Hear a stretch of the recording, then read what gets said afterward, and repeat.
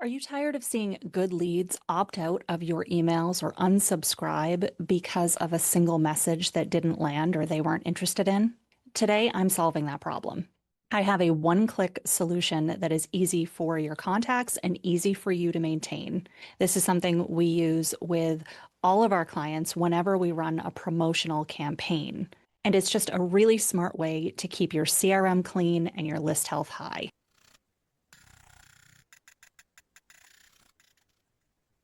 I'm Catherine Ferris, owner of Marketecs and Marketecs Engine. Today, I'm going to run through my simple system for allowing your contacts to opt out of any campaign or launch without leaving your entire list. Through this process, we're going to build a simple opt-out page.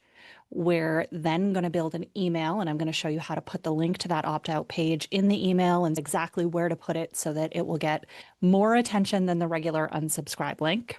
And then I'm going to show you how to build the automation that ensures you're updating their preferences. Right, let's dive in and take a look. So here we are inside GoHighLevel, or better yet, our version of GoHighLevel, Marketecs Engine. Now, when you come in to GoHighLevel, you're going to want to go to Sites, and then Websites. When you come into Websites, you may have a couple different folders. It'll tell you how many pages and when they were last updated. This is a demo account, so I am just picking a folder, and we're first off going to create that opt-out page that I mentioned. So we're simply going to add a new page. We're going to give it a name. For most sales campaigns, promotions, and launches, we offer an opt-out option so people don't have to unsubscribe completely, but that they can just opt out for this one event that's happening. So you may find yourself titling these pages and URLs specific to the event. You could also make a general one, but that would be harder to manage on the automation side, unless you did a general one for all sales promotions. So in this case, I would give it the actual promotion name here, and I would probably put that here too. You could call it opt out, unsubscribe, your choice. And we're going to create this page. This is going to allow us to start from a completely blank page. I'm going to show you how quick it is to build something from blank. Once you have one built, you can keep going from there and changing the words on the pages, which makes it simple. I would start with your logo at the top so they know they landed in the right spot. Hopefully you have your brand boards created. If not, I have another video on that. All right, double clicking each folder here, double clicking my image that I want. Now I'm going to set the width to something a little more reasonable. All right, so I've identified the page at the top. Now I'm going to add another section. I'm going to start with a column that has already a row. Now I can just add my actual element, which is going to be a headline. And I'm going to put something like your preferences have been updated. Now you might mention the actual specific promotion here as well. All right, so I put that text in over on the right-hand side here. You can change the type of font. You can highlight these and pick any font that you want for these items. You can change all the variabilities, but this is an opt-out page. I don't want to spend a lot of time doing the formatting. It's more about getting them to this link if they don't want to keep receiving this, letting them know they successfully got to this link, making sure that this messaging is very clear. And then just in case they click the link by accident, we want to give them an option to contact us. So what I'm going to do is I'm just going to duplicate this section, and I am going to change this message, just saying, if you accidentally arrived here, please contact us. And I would link this to an email address or your contact us page by highlighting it, clicking the link, putting in the mail to : and the email address, or your contact page, and then clicking save. Then you have the option of a standard footer. Maybe you want some sort of redirect back to your website. You can add more content to this page because they have landed here. If there's anything else you want to capitalize on, if there's maybe, okay, I understand you're not interested in this promo, but just in case you were curious, we have this other option that we're offering. Maybe there's some sort of downsell. Maybe there's a way that you can actually use this page for more than just an opt-out. But my primary goal is just to make sure we're updating their preferences. So now we're going to save our changes. I don't care about SEO on this page. I'd rather this page not be found, of course. If I had a domain connected, I would click publish. Again, we're on a demo account, so I'm not going to do that right now. You might want to take a quick look at mobile, but where this is just text and a logo, and we really just care about identifying who made it to this page, not such a big worry. So this page is done. unless you want to do more to it. So now we have that URL, we have the opt-out for our promo. The next option you might want to do is to make a trigger link out of this page link. So you have the URL if your domain is connected for this page link. You may want to make a trigger link so that wherever you put it in any email, it gets updated once if the link changes and you don't have to keep updating it multiple times.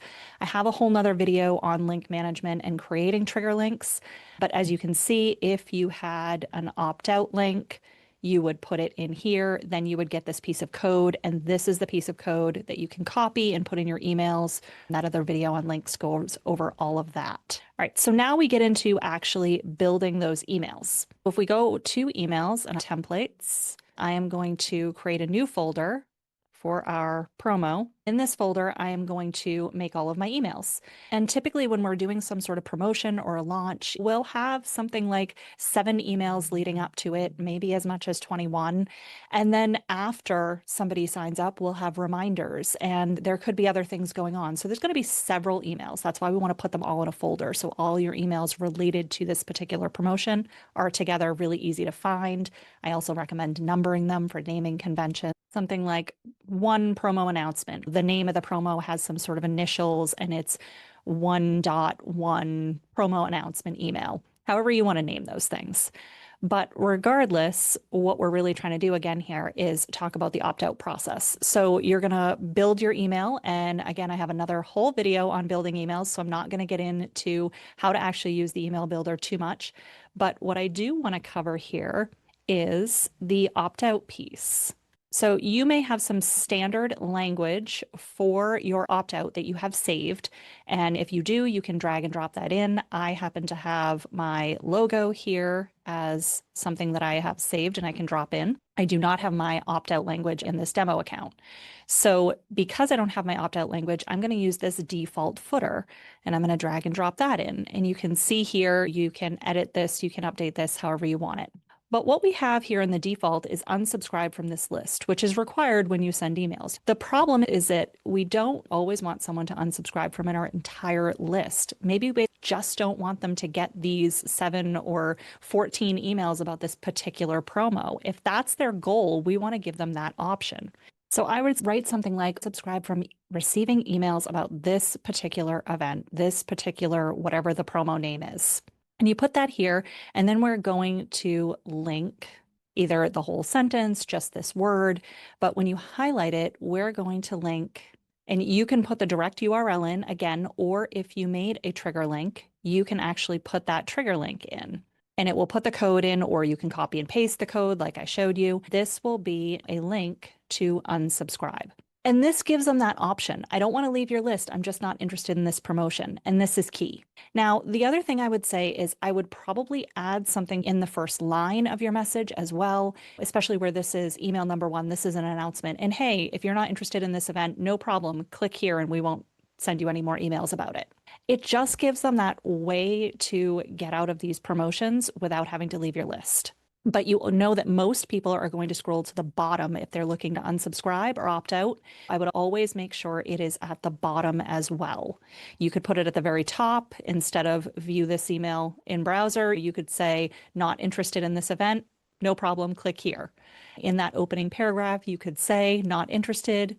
No problem. We'll stop sending you messages and link the way I just did to this unsubscribe. I would also always put it at the bottom of every email that you send for this event. So that's how you add the unsubscribe link. We created the opt-out page and then we link to it as an unsubscribe in the email that we're going to send.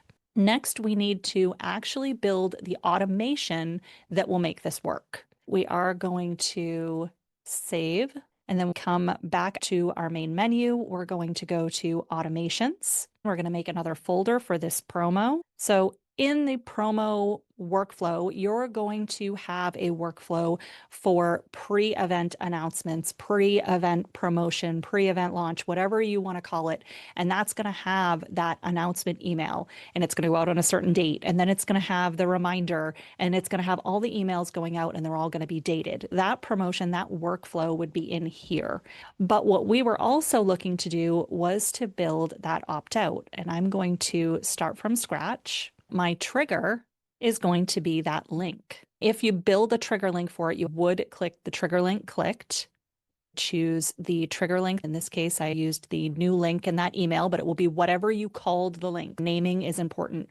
In the trigger link naming, I would name it the actual promotion that you're dealing with. I would rename this as well, just so that you know exactly what it is when you're looking at this overview. You don't have to guess and open every piece.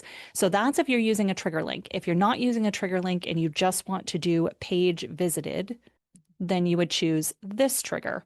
And then you just have to go and find your page. So you're saying it's a website. And remember, we were in the folder marketing software website. And then we select the page is opt out for promo and then save. And actually, I didn't rename this one. Okay. So now there's two options and you could use both. You could pick one. Doesn't necessarily matter. As far as analytics might be the only place that I'm aware of that it matters whether you use trigger links or not. If a trigger link is clicked in an email, it may not be tracked as a link click in your statistics. At least that's the way it's been in the past. However, using trigger links does make it easier to update your links everywhere going forward. There's some pros and cons either way, and you can add both options here. I didn't name my workflow, which I would also do. So once somebody has clicked the trigger link or visited that opt-out page, we are then going to do a remove from workflow. You're going to choose the exact workflow. You're going to find that the other one that we didn't actually create in this video, but you're going to do whatever workflow it is that's sending those promotional emails. You're going to pick that workflow in this list and say, I want to remove them from this particular workflow. I'm going to rename it here saying it's removing from promo workflow. If that workflow has a specific name and numbers, I would include the exact name in here so that you're very clear about that. Save. All right. Super simple. It's they landed on a page, they get removed from the workflow.